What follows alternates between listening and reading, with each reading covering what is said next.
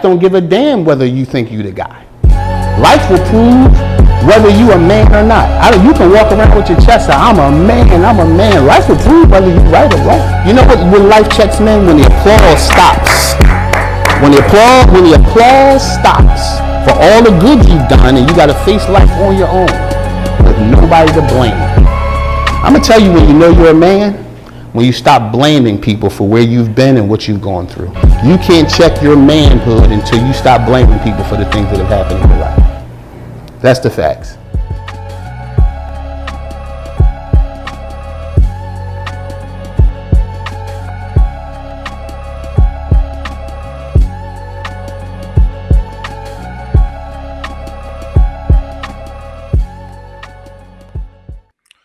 Welcome to the Dear Brother Podcast, everyone. It's so good to be back on from the studio, man. Y'all been seeing me from other places, from my office and various places, man. But it's good to be back with y'all today.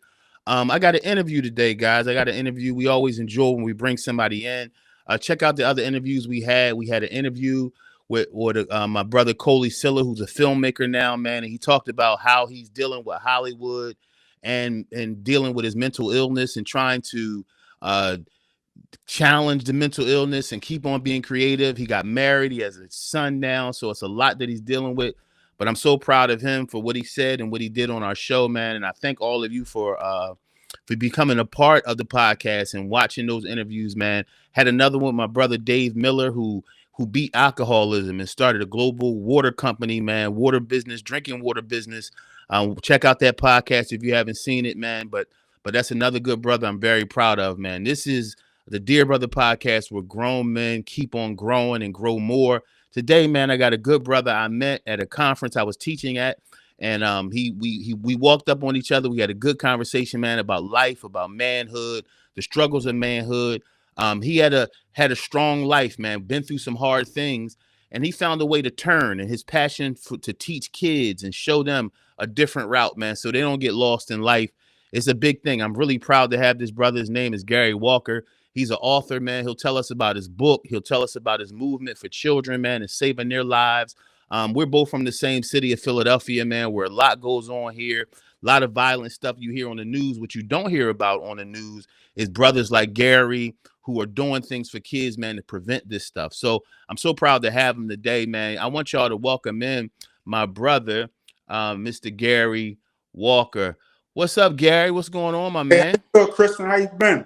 I'm good, brother. It's good to see you again. We haven't seen each other in person since that conference, man. A long time coming. Yeah, it's a long time coming, but we got it together, man. You out there hustling, doing your thing, man. But welcome to the Dear Brother Podcast. Malcolm, welcome to this audience, brother. We almost got 1,500 subscribers, man. So we got a lot of good brothers out there listening to the show, man, on the daily. And I want to thank all the subscribers, man, out there, man. 1,500. I remember I had 10 of y'all, and I was so happy about it. But my mind is blown every day to see how the podcast has grown. So, Gary, man, we want to talk, man. We want to share some of your story, man, your life, and just how you got where you got and the mission you on now. You got a heck of a story, man. And let's get into it. Tell me, Gary, about your upbringing, man. What your upbringing, some of the things you've been through, some of the challenges you faced as a man, struggles you've been through, man. And let's talk about that. And then we'll bring the story on a round robin to see how you got where you are today. Well, my upbringing, grew up in the city of Philly, North Philadelphia. Mm-hmm. And in my struggles, I went to school, and part of going to school, got caught up with the wrong crowd, petty crime, and hanging on Germantown, Lehigh, doing little petty crimes, and went from one neighborhood from 11th and Cumberland to 8th and Diamond, from 8th and Diamond to Crosstown, doing petty crimes. Mm-hmm. And once that turned, I found myself deep into the streets, as going from a kid going to church, on a block, cleaning the block up, and going to the store for people, and waiting for the vegetable man to come around and go door to door, ask people they want to buy vegetables, and going to supermarkets, bagging bags. All that had went away. Now I'm in the streets, ripping and running.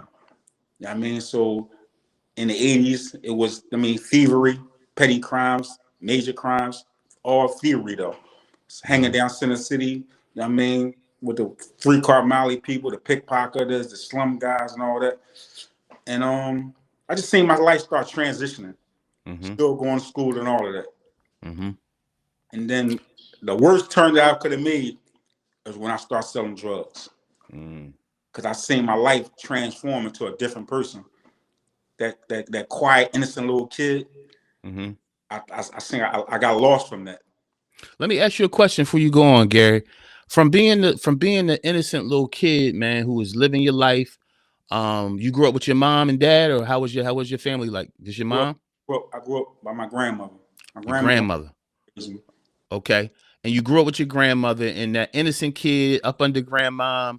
This is a question they ask a lot of the guys. I want to ask you, what age was it that you jumped off the porch and got out there? What age took you out there?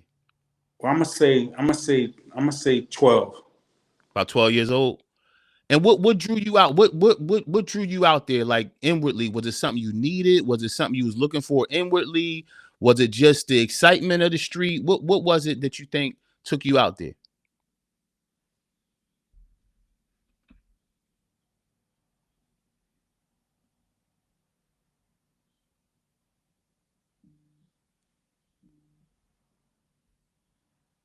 All right, you back. I can edit all this out. Don't worry about it.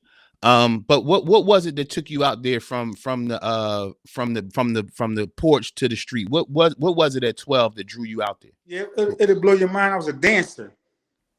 Yeah. So to go around challenging other guys how to dance. And one of the guys that was dancing, this guy was probably 12 years old, was a professional pickpocketer. So one Saturday I happened to come over his crib.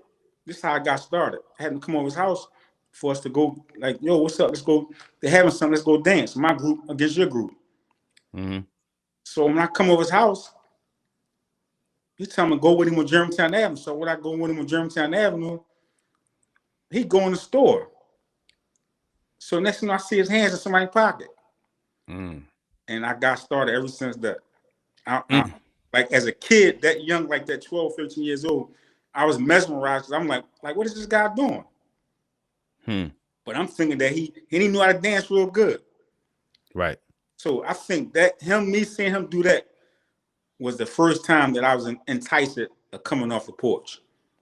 And just so once that's simple like that. It was that simple, and then you was just out there. Yep. How many years you from 12? How many years would you say you was out there in the street before something major happened? As far as I'm gonna say 10.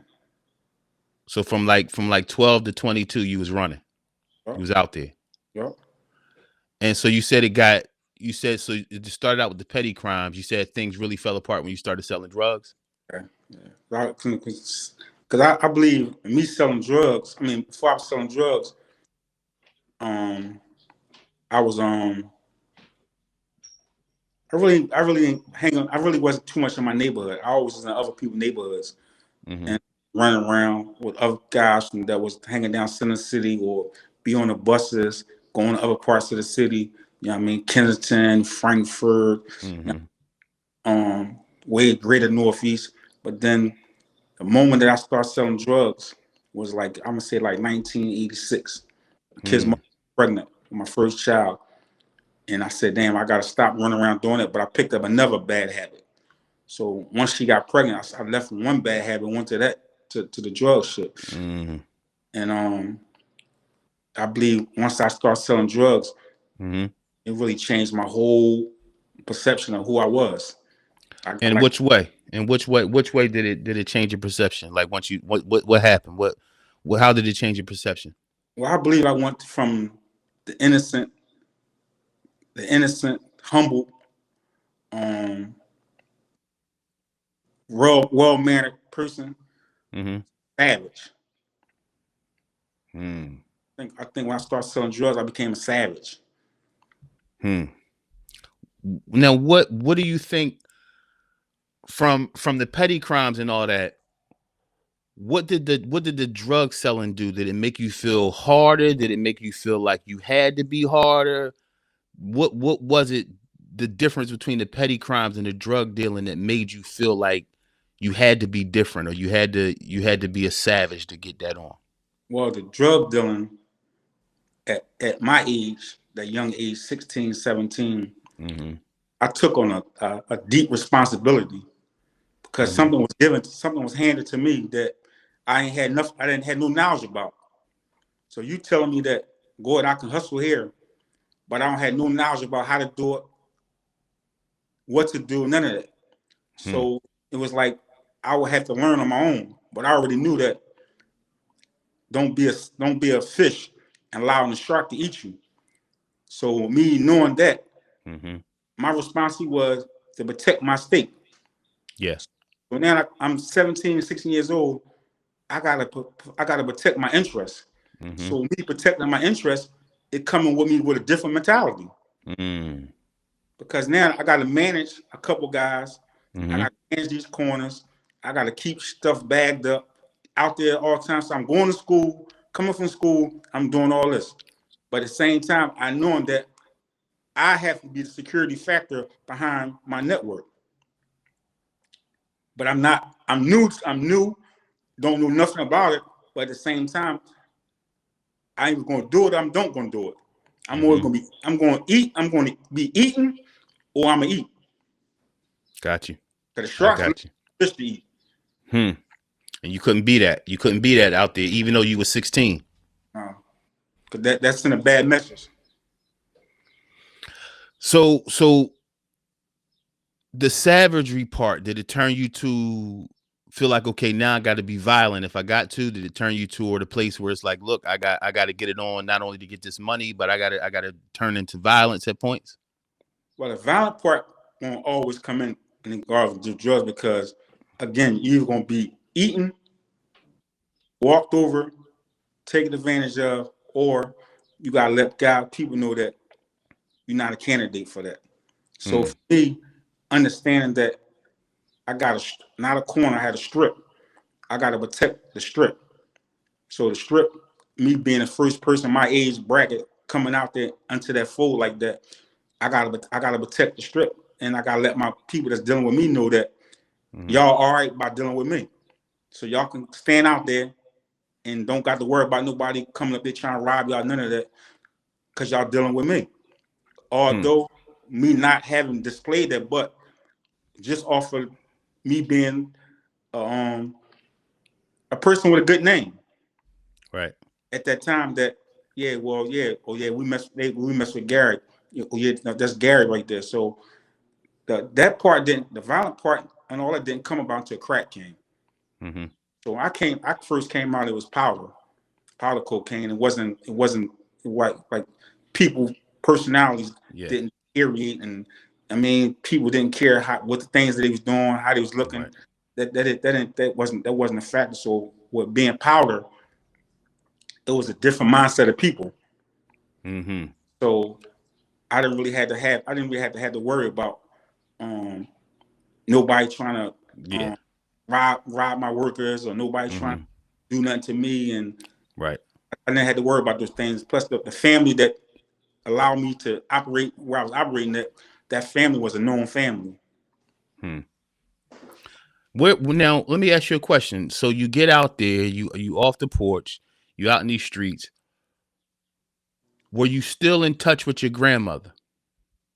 Yes, I was living with my grandmother. You were still living with your grandmother. Did she know what was going on? Well, the drug part or the hustle part? Either. Well, the hustle part, nobody knew what I did. They just know that he always come home, he always got bags of clothes. He got bags of clothes and footwear, and I don't know where he getting his money from, and he got gold chains and silver chains. I don't know what he do. They never question about what I do, just that whatever he doing a hell of a fine job about it. And I look at that as bad, because you got kids today that have drugs, not just today, the years that came with drugs and guns in their parents' houses, and their parents don't have a clue what's in their houses. So me being a kid growing up, it never was asked to me, where you get these clothes from? It's times I lied. Yeah, my friend gave me this shirt, gave me these pants, but too much clothes to be given to you from a friend. Yeah.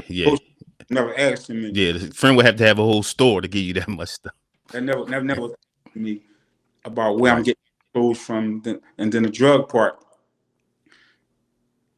I try to hide that from her, but it's times that my grandma shit come in the room while I'm bagging up and all that. Or I got two friends with me when they bagging up masses on and all that, and she just say what she got to say and just leave. But she never. But she seen that as me being I was a wise young guy. I mean, although I'm doing something that she shouldn't see, but my grandma ran a speakeasy. So for me, it wasn't really never a positive influence in my life because this person that's nurturing me from a baby on up, it wasn't never instilled in me. I want you to go to the service. I want you to do this. I want you to do that. That never was instilled in me because you displaying to me your characteristics of a hustler. So you was living out what you seen. Absolutely. And see, Absolutely. I tell a lot of that to men when I'm out doing these live men events. In fact, I'll be in Reading, PA this weekend, y'all. If y'all want that, to reach out to me on my email. I'm doing a live men event in Reading. But I tell men that a lot. The things you see is what you become unless you confront yourself. You know what I mean? And in situations where you have nobody giving you another perspective of life, you just gonna become what you see, even if you don't want to. It's like that influence is so strong, man. Because it's not always what you've been taught, but what you see. Like we learn more with our eyes than we do with our ears. Absolutely. And I think that's what you're describing. In that, hey, grandma was doing her thing. She was getting her little money, trying to do her thing. So it's like you look at that, and no matter what it is, whether it's a speakeasy, whether it's dealing dope, whatever it is, at the end of the day, it's that hustle. I got to do something to go get it, and I got to go get this money, wherever it is. So I see where that influence is. Did eventually, where did you put away the petty crimes, and what did it just become drugs at a certain point? Well, once I start selling drugs, the petty crime, that stopped when my kid's mother got pregnant. I stopped doing that when she got pregnant. My daughter mine got pregnant. Although I don't know where I got that mindset from, but I was at a time like, yo, I got a baby coming into this world, so I can't be ripping and running down the street when somebody can shoot me in my back, shoot my head, coming to their business, taking something out of their business, or I'm snatching a payroll bag and I'm running down the street and somebody shoot me in my back, or I'm shooting in somebody's pockets and they shoot me in my back, my head. So that concept, I don't know where I got that from, but that's what had stopped me from doing that. That I said that I got a baby coming in the world, so I don't want to see myself ending my life by taking somebody's money. So you felt like, okay, let me do a different hustle that could alleviate the risk of being killed. That was a poor decision, though. Well, poor or not, you know what I mean? Yeah, I think the reason I'm asking is because the psychology of men is like, okay, poor decision and no poor decision. I'm making a decision. I'm trying to be a man. Like, you see what I'm saying? It's like, okay, I got this baby on the way. I need to be here for this baby. I need to be here for my child's mother. I'm going to make a decision so I can be there. But at the same time, I'll make this decision is not a good decision, but at least it's not as risky. That's really true. It's just the way our minds work as men. You know what I mean? And the thing is, in a lot of cases, people who don't understand that, they'll judge that. Like, oh, well, you were still doing this. But the fact is, I was trying to make a good decision. I did a podcast a few weeks ago called Why Good Men Make Bad Decisions. And it's like, sometimes you think you're making a better decision. And I think, in a sense, I got to respect you for that, because you was thinking, kid, lady, you know what I mean? At the same time you was doing a hustle, you was thinking about something. So it's like, where people, there's no applause in it, but I respect the manhood that says, I got to make some shifts so I can at least be around for my kid. Mm. Yeah. Yeah. Now, did this eventually lead to jail, or were you able to avoid prison? Well, for selling drugs, I was able to avoid prison because I wasn't the type of person that, when it came to selling drugs, I wasn't the type of person that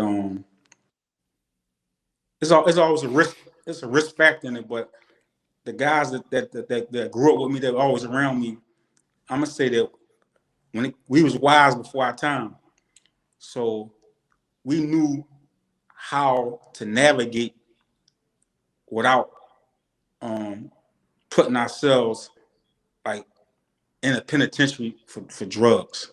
So we had a whole protocol that we did every morning that we opened up. We had a certain protocol that we did when we opened up. Although they used to come through hitting our block and like that, surveillance, but we had a whole protocol, and we don't know where it came from. Going car to car, looking in the cars, making sure nobody's sitting in the cars watching us before anything ever came outside. We never really ran into those problems with the law enforcement about us serving time for for getting caught for large quantities of drugs. And I mean, like they might find shit on the corners and all like that, but like I say, but the crack shit, the crack era really messed up so many of our neighborhoods, so many of our lives, so many people went to jail, so many people that died. Yeah. It was like, I mean, that's when the savagery part really came out at. Yeah, that wiped out about, I would say the crack epidemic wiped out at least 2 generations of black families. Yeah, that was, I mean, we still see the results today, where all the kids without family, without fathers, mothers, that generation of kids went through it real bad, man. You know, I came up through that time, you know, but my dad was a cop. We was up in Mount Airy, you know what I mean? He knew, he would come home and show me that lifestyle to say, look, this is why me and your mom worked so hard. They grew up in North Philly, right in the dead of it, both of them. And they would tell me, look, this is why we work so hard to try to get you out of there. Because again, it's one of those things. This environment has the risk of taking you somewhere you don't want to go. So I get that. I get that. Did you eventually, I think we talked before, eventually you did wind up doing some time? Yep. At that time, I served time 20 years for a crime I ain't commit. 20 years. 28. 28 years.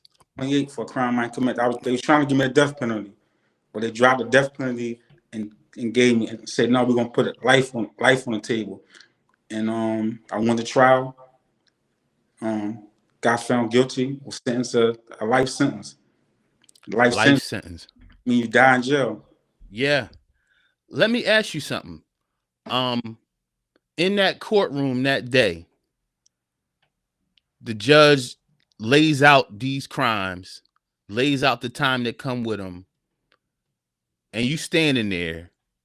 What went through your body? What through your mind? What went through your soul when that judge hit you with that life sentence?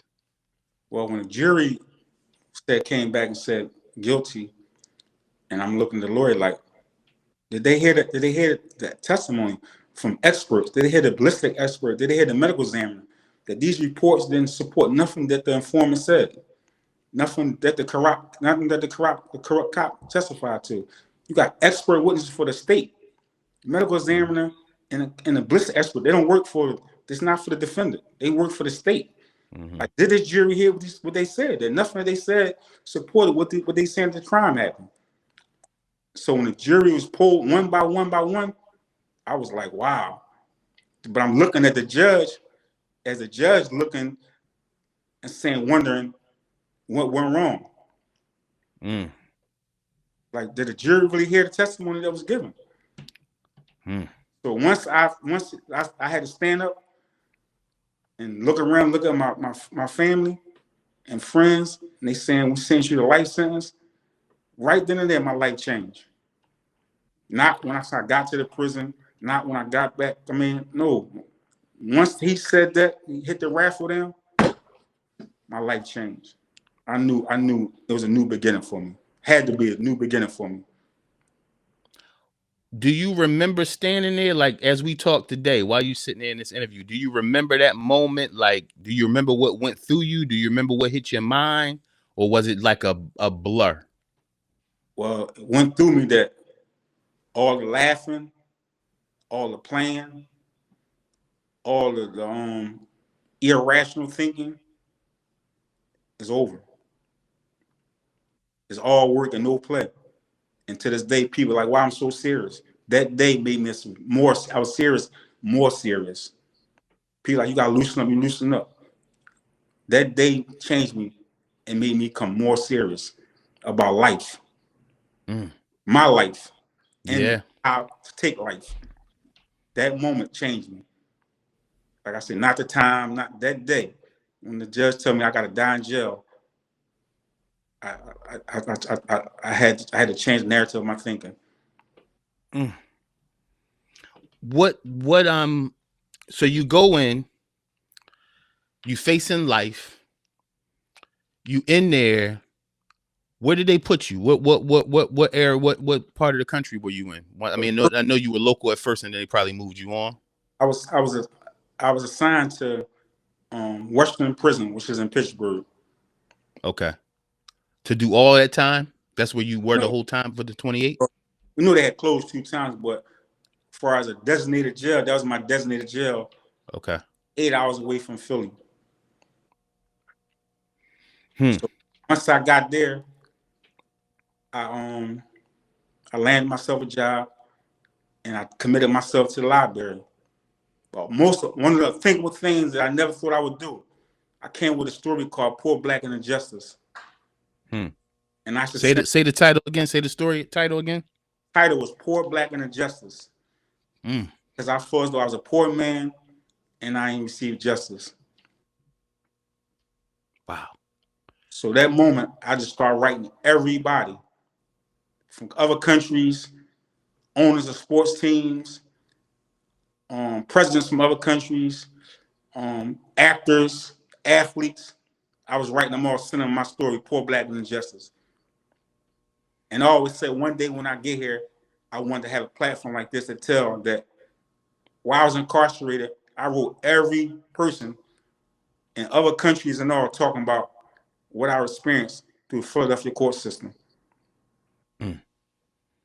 And so here you are, 10 years go by, 15 years go by. When did the fight for your exoneration start? The day I got found guilty. Very first moment. Okay. Very first moment. So how did they go about? You said you went for an appeal? Every appeal I went to, it was being denied. So I filed 6 PCRAs. You got some guys that have been in jail 20, 30 years, only filed 1 PCRA. I filed 6 PCRAs. My 7th was in 2017. And is that the one that start turning things for you? Sir, yes, sir. So what happened after that 6th one? Did a certain person pick it up? What happened with that? Once Larry Krasner's office came and took over, it was no longer about just the conviction. Because under Lynn Abraham and all the other DAs, it just was about the conviction, whether you're innocent or not. They didn't care. If you had a name, and you had a record behind your name, then they felt as though you committed the crime. Go to jail. We don't care. Go to jail and just be warehoused. Another number. That's it. Yep. So was it a certain organization? Okay, so Krasner, but other than Krasner, was it a certain organization that helps you with this exoneration? Was it just the Krasner administration that start working through different cases to see who was really in there for crime and who wasn't? Well, over through the years, I wrote several organizations. Philly, Jersey, they all said that the issue that I had was a defense counsel issue, was an issue that the defense counsel should have raised. And then so once when Krasner came to office, it was a breakout on dirty police officers. But these dirty cops have been around since the 70s and the 60s and the 80s. So now the spotlight in 2000, mid-2000s, is on dirty police officers. So with me having these names that was mentioned in several cases, now my case become something that we had to take a look into, because these cops that's on Walker case, they is involved in 2 other cases, did some real misgrievous in 2 other cases. So we can't say what they didn't do in Walker case, because it's been evident that what this cop said at trial didn't pan out to crime scene. Yeah, right. That's wild. My like I said, my father was a cop. He was a narcotics cop, one of them all black breaking down doors cops. Then eventually, you know what he told me? He said, "Man," he said, "I seen some things as a black." He was a Vietnam veteran as well, so he was all about black people, the culture, going to fight people that never did nothing to him in Vietnam. And he said, "Now here we are."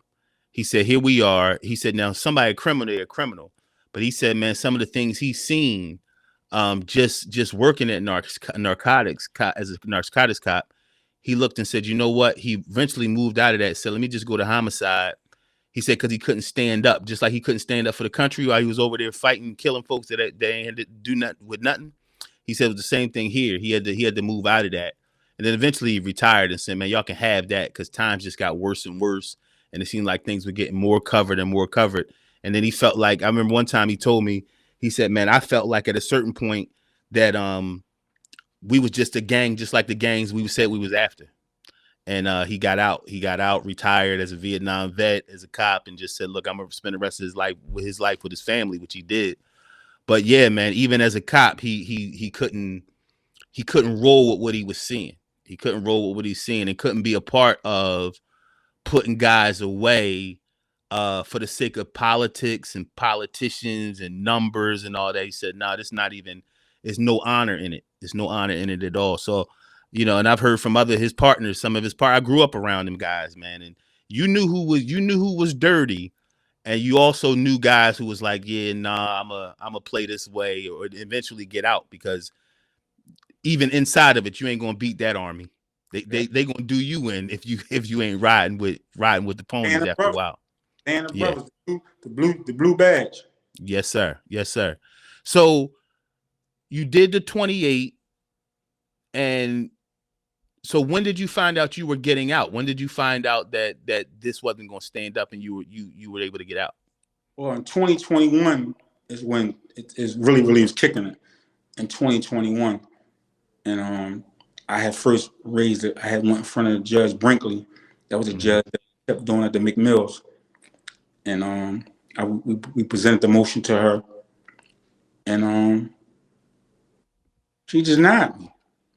She said she denied me on the grounds that she didn't care about. She didn't look at what the cop. She didn't look at what the cop did.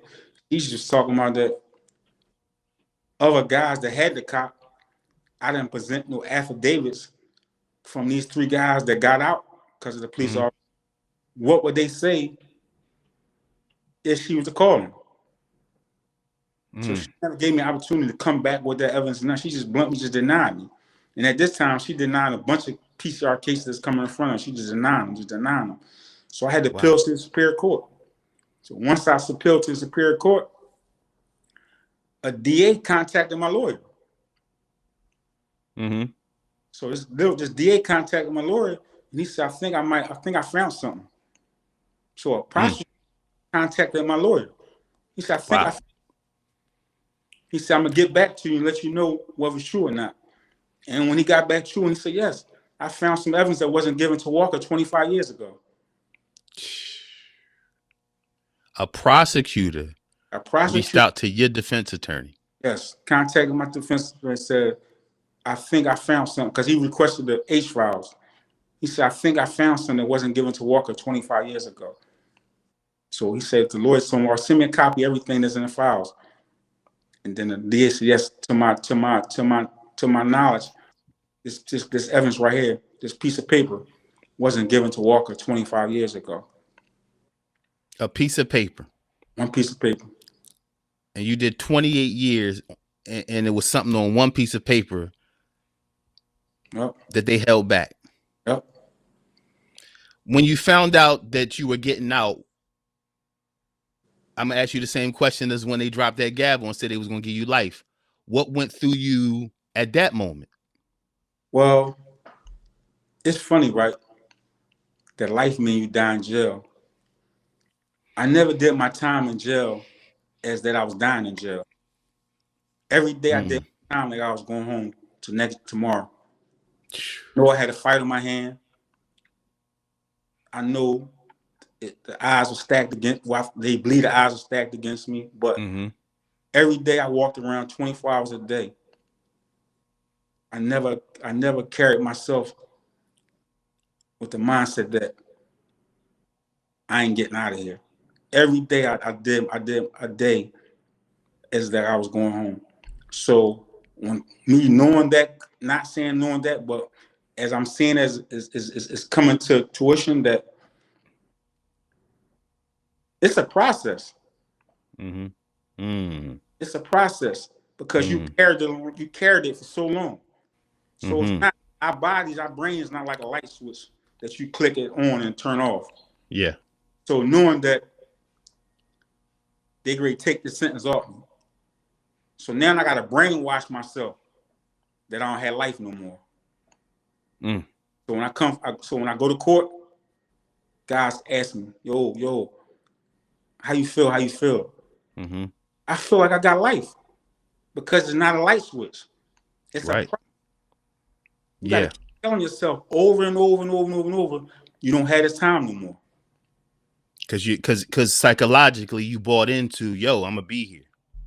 Yes. While at the same time trying to believe because you were innocent, I'm not going. That's a heck of a mental battle. That's the mind, the battlefield of the mind right there. To accept life because that's what you were given, but at the same time fight it in your mind because that's not who you are.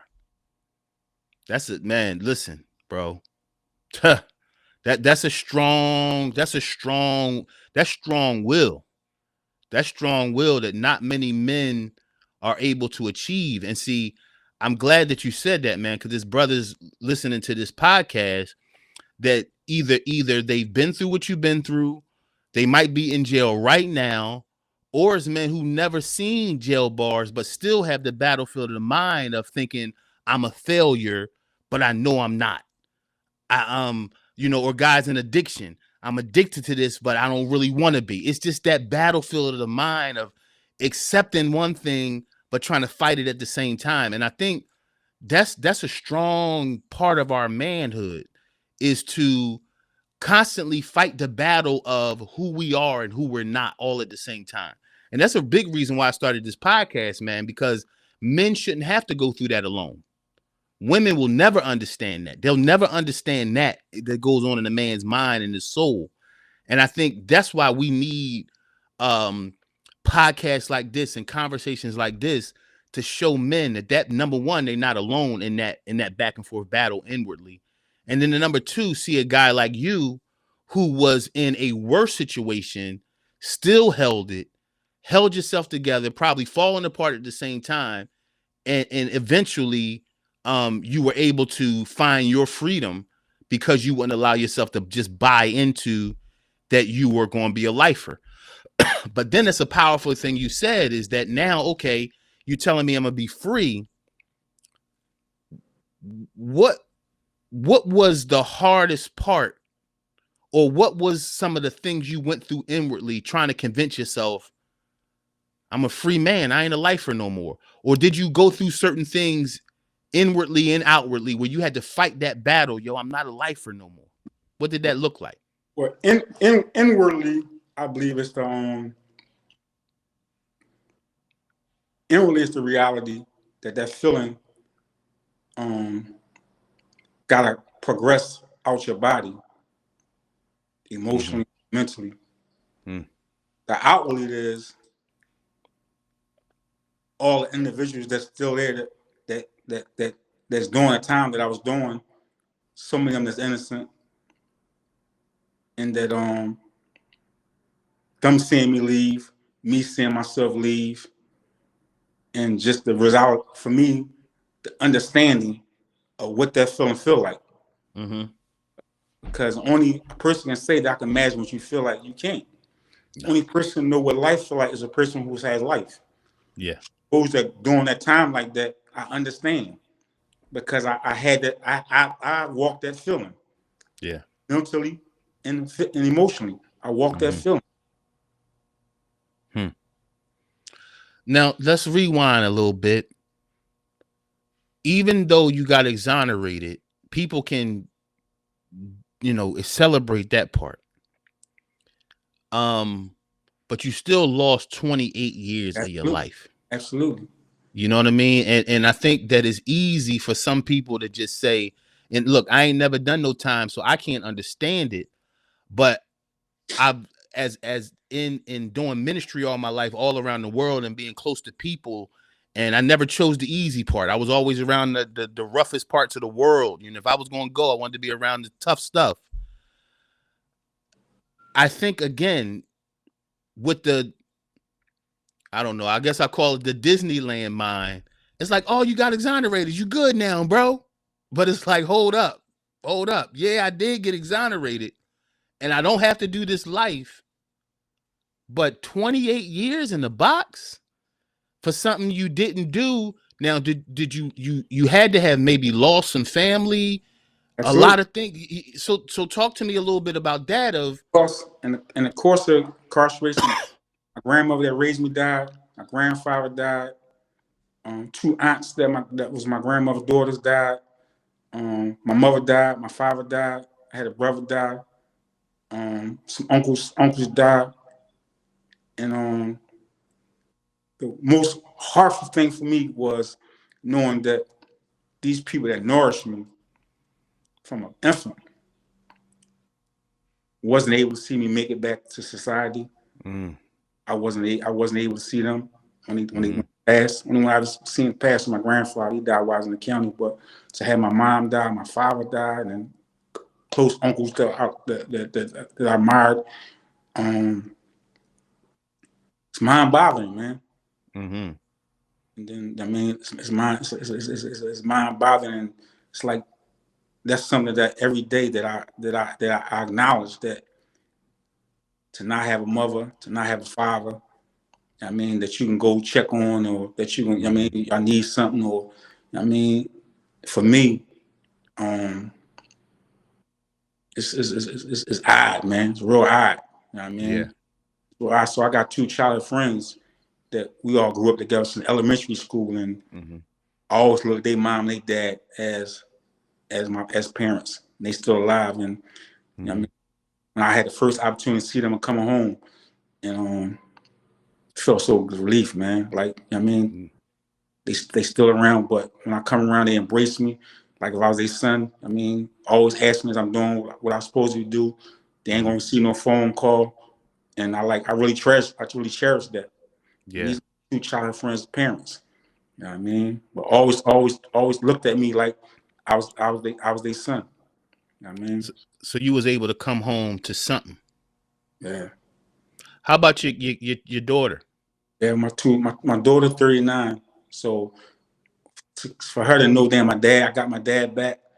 But Mm, I mean, me and her really never had that sit down conversation yeah. yet. Like me, like being like like open with her, and her being open with me. Like, how did my incarceration impact your life? Yeah. I left my daughter was 12 years old when I left. You know what I mean? Mm, And I know that it hurted her because yeah. I was a father to her, and it hurted me because the person that I am, and knowing how I came up without my mom there, without my dad there. You know what I mean? That I always said I would never do my kids what was done to me. Mm-hmm. Mm-hmm. So even being away, I always was a long distance dad, Mm-hmm. always writing my kids. Mm-hmm. Opportunities I get to call, always sending them stuff, pictures, and having stuff made and sending them to them. Always trying to engage them. Like, although your dad home away in prison, don't think that I don't think about y'all. You know what I mean? Don't think that Right. I don't love y'all. I can't give y'all things that I want to give y'all, but at the same time, I can give y'all my love from a distance, letting y'all know that I'm always thinking about y'all. Yeah. Now, are you looking forward to trying to have that conversation with her? Yes, my oldest daughter, yes. Yeah. But Yeah. like, I want to give her some time, or give myself some time. But like, I really want to like, how did my incarceration impact your life? But I know, not saying in a bad way, inwardly in a bad way, probably did. But I mean, I wasn't able to make a high school graduation. I wasn't able to make it to a wedding. You know what Mm-hmm. I mean? So I mean, I wasn't be able to go to her dances, so I know it affected her a lot because it affected my little youngest daughter a lot. But I Right. think it my youngest daughter the most. Mm-hmm. She heard a lot of stories about me, not bad stories, but fatherly stories. Right. How I traveled with my daughter, how I spent time with her, and you know what I mean. So that hurted her a lot. Yeah. You know what I Yeah. mean? Well, I'm looking forward to you to the part where you can restore that, man, because I know that's big to you. I can tell the way you talk about it that matters a whole bunch to you, man. I know it matters a whole bunch to them, man. Life is something else, and like you were saying earlier, it's a process. You know what I mean? It ain't something you can just have a short talk about, man, because there's a whole, like you said, it affected their life, it affected your life. And I think really a lot of times, man, and I'm saying this for the fathers that are listening to us again, because there's guys out there who never been away but been away. Right. You know what I mean? And I think we all, I mean, I got kids, 4 kids, and I've been here the whole time. But you know what? When I was running around the world, going to India and Africa and all these places teaching and all that stuff, I look up now and say, man, how much of their time did I miss with them? I mean, I had to, because it was part of my life. It was part of the way that I was able to take care of them, able to send them to school and stuff like that. But I look up now and say, dang, I was there, but some of those little conversations you would have if you were there every night, you know what I mean? There were times I'll be away for weeks or months on the road, and I had to go to apologize to my kids, man. Like, yo, I'm sorry that I wasn't there, present, Right. because you can be there and not be present, like to hear their little stories and hear their little heartbreaks or all that stuff, or even guys out here who just working hard to provide. Because I know for my father, he was there in the house, but he wasn't connected to all the emotional factors. Mom handled all that. And I think I kind of learned that as a man. As long as I work and everybody got the dress they need and everybody can go on their proms and dad is taking care of it, I thought that was being there. Right. And now that I'm retired and I look around, it's like, oh, okay. But I'm glad now my girls is 18, my son is 20. And I'm able to have them conversations and be with them. But it was times I had to go to them and apologize for certain stuff. And I want to tell the guys that's listening, don't think a big part of our manhood is being humble enough to apologize, being humble enough to say, yo, I didn't do that right, or I could have handled that better. So that's big, Gary. And I think I'm rooting for you, bro. And I know the whole audience is rooting for that healing to happen, and it will, bro. It will, because I know the same tenacity you put into proving your innocence is the same tenacity that you're gonna put into re-strengthening the relationships with your girls, man. So I applaud you for that, my brother. Thank you. So tell me, man, we talked about your story, and now you on a mission. You on your mission for kids, Tell me more about that. You wrote a book, and now you want to get that. You want to be able to go into schools and different things and daycares and really help the next generation of kids before they can jump off the porch, like you told me you did at 12.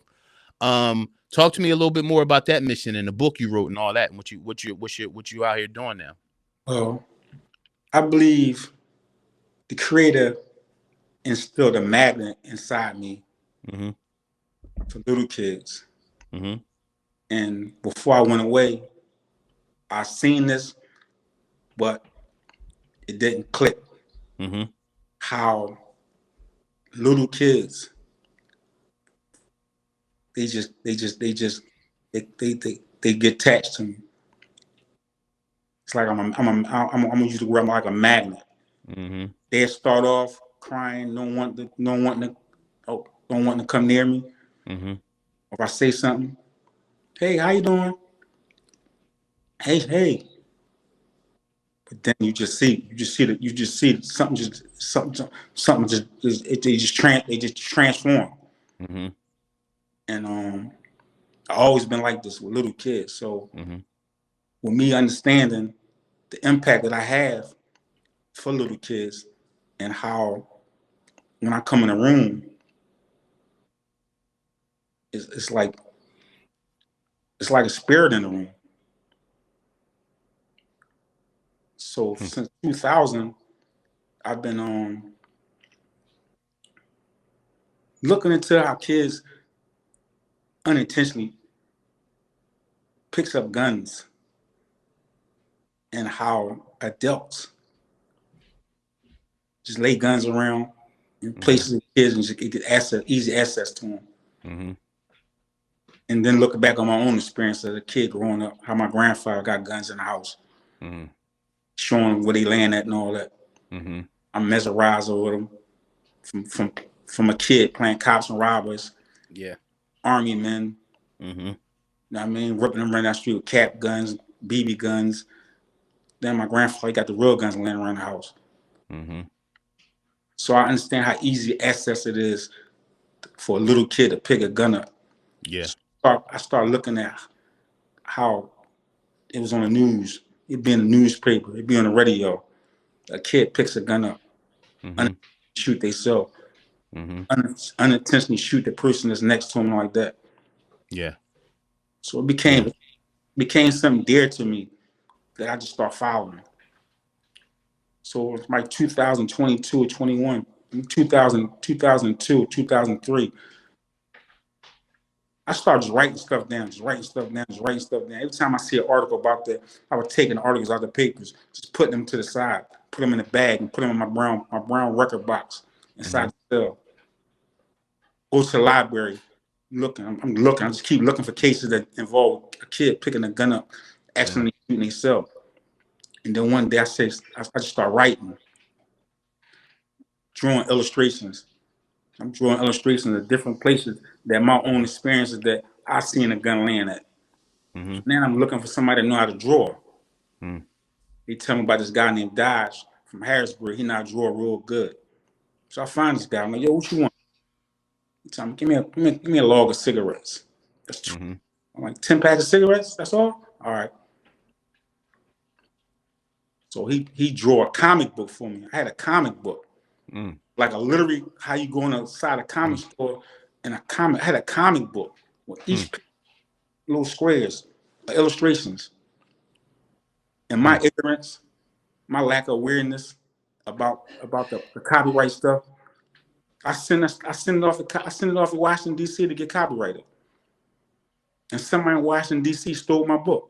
I never seen this book again, Christian. Somebody in Washington D.C. stole my book. So it always locked in my head of those illustrations because it came from my heart. It came from my brain. I didn't want to create it. So if I ever seen it, I knew that was mine. So it already locked in my creativity of how I want each illustration. So years go past. I said, let me sit back down. Which I had before that. I already drew a play. I had written out a play for AIDS. So I said, let me go back to the gun thing. And I said, I came with the name Super Kids. And I came with that name Super Kids because I say, what kid don't want to be a super kid? But my super kid on an education level of letting kids know when you see a gun laying around, what to do and what not to do, be a super kid and not touch that gun. Be a super kid and go tell an adult that it's a gun laying out somewhere. So I start drawing again. I'm not drawing because I don't know how to draw, but I start writing out sentences. Yeah. And I'm going to run again. I'm looking for somebody to not draw again. Who not draw, y'all? Who in the jail not draw real good? I got a project that I need somebody to work on. And I stuck with the name. So then I called a friend of mine and she looked up Super Kid, try to see if anybody was using that name. I said, no, this is my name, Super Kids. No, nobody not using that name. All right, well, I'm ready to put this book into play. I got this book. I want to title Super Kids Say No to Guns, which will let all kids know, be a super kid and say no to guns. So when did you put the book out? What year did you drop that book? I dropped it. I created it in 2017. I dropped it, released it in 2023. Okay. And people where can they get that book on Amazon? You can find the book on Amazon. You can find it through me by contacting me. It's being advertised on Facebook. It's being advertised on TikTok. It's being advertised on Instagram. Okay. Good. Good. I'm gonna edit this part out. When we before we get off, I'm gonna write down your Facebook, and how people can get in contact with. Like, do you want people to call you, email you, or how they go? So, what you looking forward to next with this mission? Are you looking forward to going into schools, or are you going looking? What are you looking? Where are you looking to be to take your mission? Well, my mission is the education institution. Mm-hmm. We're starting in Philly, but United States education institutions, because the issue about a kid picking a gun up is not just a Philly thing. It's not just a Jersey thing. It's not just a New York thing. It's not just a Cali thing. It's not just a Chicago thing. It's a U.S. thing.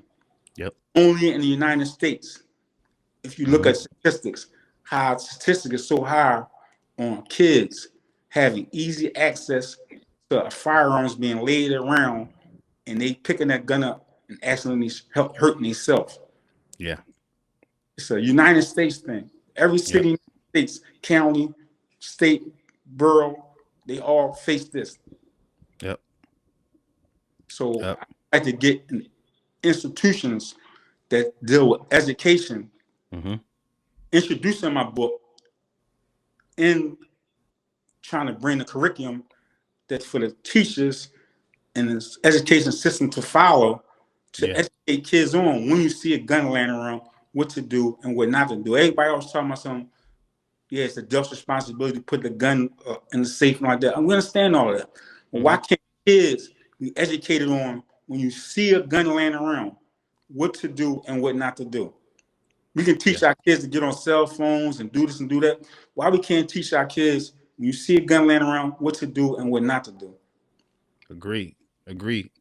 Especially, we teach them how to do everything. They masters and widgets on computers and everything else. I agree, especially when the statistics are there. We see the stories every day.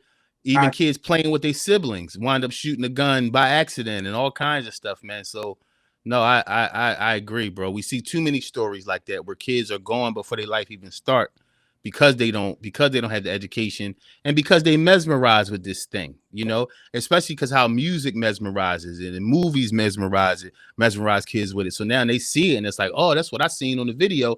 And while they thinking it's a toy, it's a game, boom, somebody's gone. So man, yeah, absolutely. I completely agree. Yeah, man. Yeah. And I applaud the work you're doing, man. Anything else you want to say to the audience, to the brothers, man, before you go?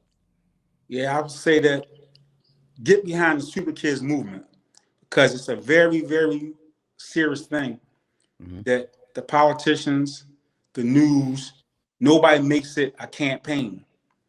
I want to make Super Kids a campaign, because it's on the news today. A kid picked up a gun, accidentally got shot, and you don't hear about it no more. So let's make it a campaign on educating our little kids when we see guns laying around, what to do or not to do, and get behind the Super Kid movement. I'm with you all the way, bro. I'm with you all the way, because we need it. It's necessary, and we got to do it to save these kids' lives. And they worth it. We paying attention to everything else out here except the next generation, and they the ones that's gonna be taking over. So, brother, thank you so much, man, for sharing your story. Thank you, man, for being so open with what's going on, man. You were able to help a lot of people today, not only the kids, but like we talked about earlier, you're able to help the brothers who are trying to figure it out, the battlefield of the mind, men who are in prison right now. Some brothers there because they did it, some brothers there because they didn't. And it's a lot of things. And whether they did it, whether they didn't, doesn't stop them from being valuable, doesn't stop you brothers from being worth it, doesn't stop you from being able to be a good father. Man, we all make mistakes, man, and whether it lands us in prison, whether it lands us in the streets, whatever it lands us, man, it's still a place to recover, because I want to let you brothers know that every one of you, as long as you got breath, you got another chance, man. You got breath, you got another chance. And I think we learned that from Gary's story today. Gary, I appreciate you, man. I appreciate your life. I appreciate your vulnerability and sharing, man, what you got with us.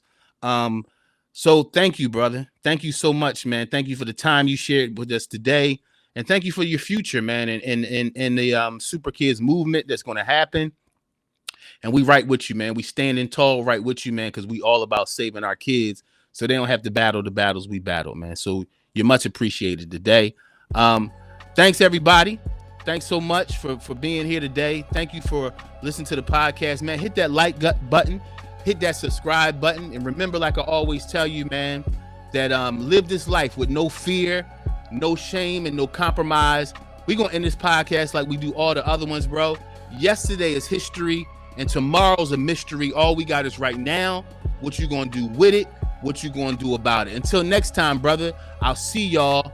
Appreciate you, man. Stand tall. I love you. Make sure you love you too. And I'm out of here. Peace.